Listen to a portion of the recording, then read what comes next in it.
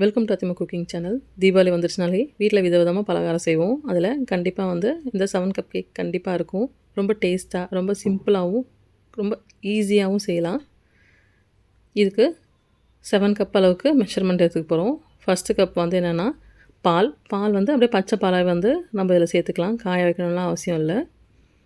1 cup அளவுக்கு நெய் சேர்த்துக்கோங்க. 1 கப் அளவுக்கு நல்லா துருவின தேங்காய் எடுத்துக்கோங்க. தேங்காயோட அந்த பின்னாடி இருக்குல்ல அந்த ப்ரௌன் கலர் அந்த தோலெல்லாம் சீவிட்டு நல்லா அழகாக வந்து மிக்சியில் கூட நீங்கள் வந்து பல்ஸ் மோடில் வச்சு லைட்டாக சுற்றுனீங்கன்னா நல்லா பூ மாதிரி வரும். அது 1 கப் சேர்த்துக்கலாம். சர்க்கரை வந்து 3 கப் சேர்த்துக்கோங்க. 1 கப் அளவுக்கு கடலை மாவு சேர்த்துக்கலாம். கடலை மாவு வந்து நல்லா ஜலிச்சு எடுத்துக்கோங்க. நல்லா வந்து சாஃப்டாக இருக்கணும். 1 கப் அளவுக்கு கடலை மாவு சேர்த்துக்கிட்டாச்சு. 7 கப் கேக் அப்படின்றது இது எதுக்காக வந்துச்சுன்னா 7 கப்பு வச்சு செய்கிறதுனால தான் இதுக்கு வந்து 7 கப் கேக் அப்படின்னு சொல்லுவாங்க. ரொம்ப சின்ன வயசில் வந்து எல்லோரும் கண்டிப்பாக வந்து சாப்பிட்டு பார்த்துருப்பீங்க. சாப்பிட்டு பார்க்கலாம். கண்டிப்பாக வந்து வீட்டில் வந்து செய்ய சொல்லி சாப்பிட்டு பாருங்கள். ரொம்ப சிம்பிளான இன்க்ரீடியன்ஸ் வச்சு ரொம்ப டேஸ்ட்டாக இருக்கும். நல்லா நெய்யும் இந்த வந்து கடலை மாவும் சேர்த்து ரொம்ப டேஸ்ட்டை சூப்பராக என்ஹான்ஸ் பண்ணி கொடுக்கும். இப்போது இது எல்லாத்தையும் நல்லா மிக்ஸ் பண்ணிக்கலாம். நல்லா இந்த மாதிரி சர்க்கரை கரையணும். அது வரைக்கும் வந்து கிண்டிகிட்டே இருங்க. சர்க்கரை கரைஞ்சி இந்த கடலை மாவு எல்லாமே வந்து நல்லா வந்து ஒட்டி வரும். அது வரைக்கும் வந்து நல்லா கிண்டுங்க. இந்த ஸ்வீட்லேயே வந்து ரொம்ப வந்து முக்கியமான விஷயம் என்னென்னா கிண்டுறது தான். எவ்வளோக்கு எவ்வளோ கைவிடாமல் நல்லா கிண்டிகிட்டே இருக்குமோ அந்த அளவுக்கு வந்து இந்த ஸ்வீட்டு ரொம்ப சாஃப்டாக ரொம்ப டேஸ்ட்டாக வரும். இப்போது அடுப்பை பற்ற வச்சுக்கலாம்.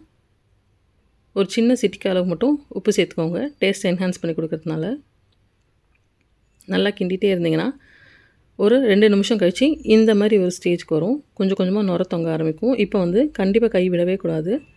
கை விடாமல் நல்லா கிண்டிக்கிட்டே இருங்க. அடுப்பை வந்து ஹை ஃப்ளேமில் வச்சுக்கோங்க. கடாய் வந்து நல்லா திக்கான கடாயாக இருக்கணும். லைட்டான கடாயாக வச்சிங்கன்னா வந்து அப்புறம் கீழே வந்து அடி பிடிக்க ஆரம்பிச்சிடும். அதனால் நல்லா திக்கான கடாயில் வந்து இந்த ஸ்வீட் செஞ்சிங்கன்னா ரொம்பவே அட்டகாசமாக வரும்.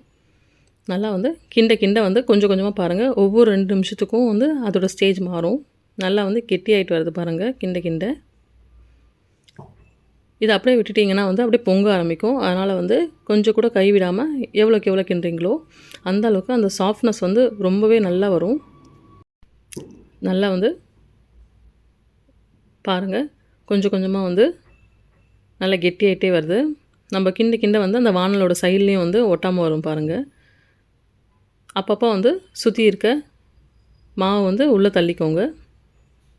நல்லா வந்து கிண்ட வந்து அந்த பால்கோவா வந்து பால் வந்து எப்படி கெட்டியாகி வரும்போது ஒரு ஸ்டேஜ் வரும். அதேமாரி ஒரு ஸ்டேஜில் வரும் பாருங்கள். எப்படி நல்லா திக்காகி வந்திருக்கு. இப்போ நம்ம வந்து நல்லா வந்து கிண்டிக்கலாம். எப்படி நல்லா கெட்டியாக வருதுன்ட்டு இது நல்லா வந்து கைவிடாமல் கிண்டுங்க. இப்போது நல்லா வந்து நல்லா பால்கோவா கெட்டியான என்ன ஸ்டேஜில் வரும் அதே ஸ்டேஜ்க்கு இதுக்கும் வந்திருக்கும். இப்போ நம்ம தட்டில் வந்து நல்லா வந்து நெய்யை தடவிட்டு சுற்றி இதை ஊற்றி வந்து ஆற வச்சுக்கலாம். நல்லா தட்டி விட்டுக்கோங்க. நல்லா சமமாக வச்சுக்கலாம். ஒரு கொஞ்சம் நேரம் ஒரு 10 நிமிஷம் கழித்து மேல் லேயர் மட்டும் ஆறியிருக்கும். அப்போ வந்து லைட்டாக கோடு போட்டுக்கோங்க. ரொம்ப ஆழமாக வச்சு கோடு போடணும்னா லைட்டாக மேலோட்டமாக வந்து உங்களுக்கு எந்த ஷேப்பில் வேணுமோ அந்த ஷேப்பில் வந்து நீங்கள் வந்து கோடு போட்டுக்கலாம். நான் வந்து கட்டமாக எப்படி பால்கோவா ஸ்வீட் எப்படி வந்து கட்டமாக குட்டி குட்டியாக இருக்குமோ அந்த மாதிரி ஸ்வீட்டாக வந்து கட் பண்ணிக்கலான்னு இருக்கேன். உங்களுக்கு வந்து டைமண்ட் ஷேப் பிடிச்சிருந்தா நீங்கள் டைமண்ட் கூட ட்ரை பண்ணலாம். உங்களுக்கு பிடிச்ச ஷேப்பில் வந்து நீங்கள் கட் பண்ணி வச்சுக்கலாம்.